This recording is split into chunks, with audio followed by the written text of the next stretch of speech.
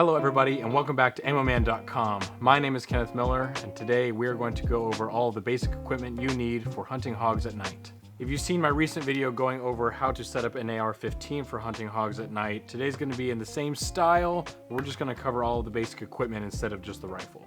If you're looking for more information on why we would hunt hogs at night, go over and read the article that I wrote on how to set up your AR-15 for hunting hogs, and also the article I'm going to write on all this basic equipment and why we use it. Honestly, it's pretty simple. There's not much to it, although there are some pricey items. So for starters, you're just going to need a rifle of an appropriate caliber. I would say starting at a 5.56 is going to be probably the lower end of what you'd want to use to hunt hogs. And then for the rifle itself, you're going to need an optic and some way to aim under night vision. So you're going to need some sort of infrared laser. And then I would recommend having a suppressor of some sort, mainly so that you can continue to hunt different groups of hogs throughout the same night without disturbing them with the noise you're making in one area. Let's just go ahead and put this rifle to the side since there's already a video about it, and let's focus on the aspects of night vision when it comes to hunting hogs at night. The foundational piece is going to be some way to wear the night vision. Typically you'll see people wear them on a helmet. There's a couple of different styles of helmets. You can have a bump helmet, which is, there's no protective qualities in this other than, you know, if you scrape some bruises or knocking your head on a car door. This is not going to protect you from anything. It's not ballistic rated. And that's okay, because all we need is for it to hold our night vision to our eyes reliably and consistently in the same position. That way we can see when we're walking around and using our rifles. So for that purpose, a bump helmet's going to do just fine. There are more expensive bump helmets, and there are a lot cheaper bump helmets. The quality is going to be in the padding and some of the hardware.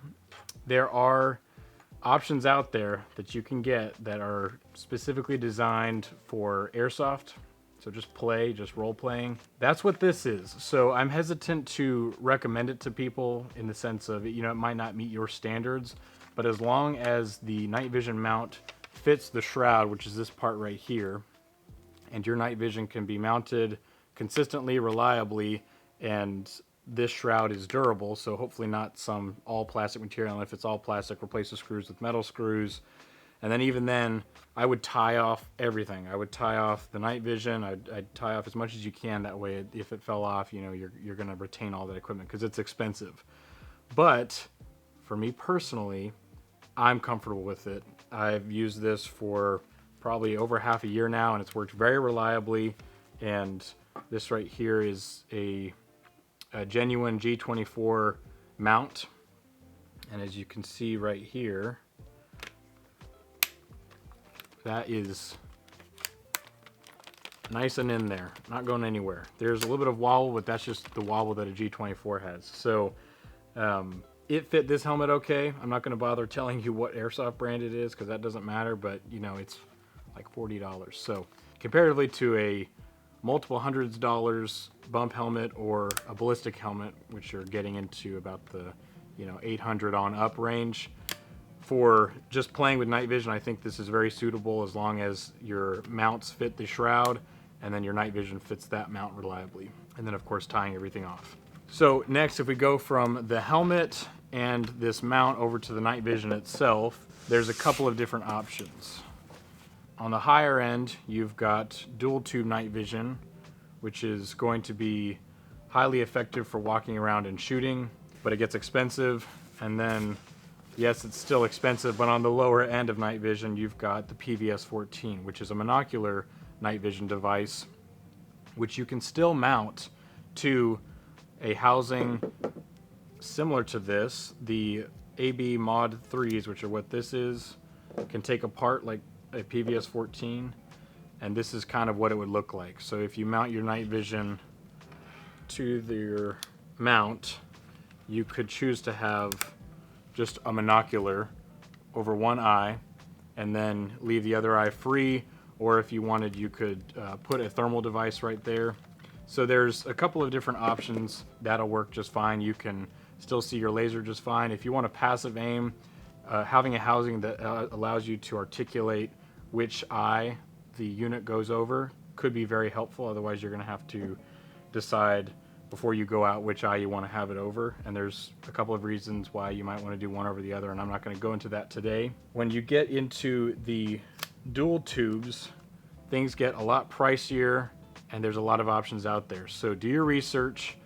But again, if you're going to do dual tube night vision, remember to add bungees and cables to all of your equipment. That way you can retain them and take out as much of the wobble as possible, because even with the genuine G24 mount, there are still some wobble to everything. So having bungees and tying everything off is going to help a considerable amount when walking around at night.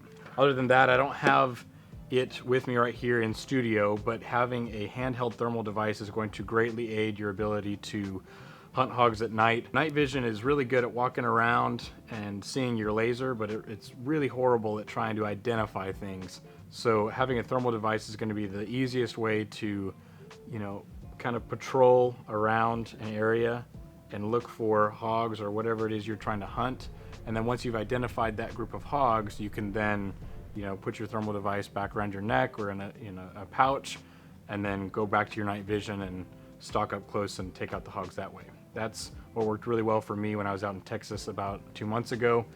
So give that a try and see if that works for you. Other than that, really the biggest way to get into night vision hog hunting is going to be to find a reputable outfitter and then see if you can source some of the equipment through them if you don't have it already. And then if you're looking for any of this equipment, head on over to AmmoMan.com/blog, and I've got some articles that'll help you pick out exactly what equipment you might or might not want, and then you can kind of go from there and plan out your first hog hunting trip. I know it was a short one, but thank you so much for watching, and I look forward to seeing you in the future. Have a good one.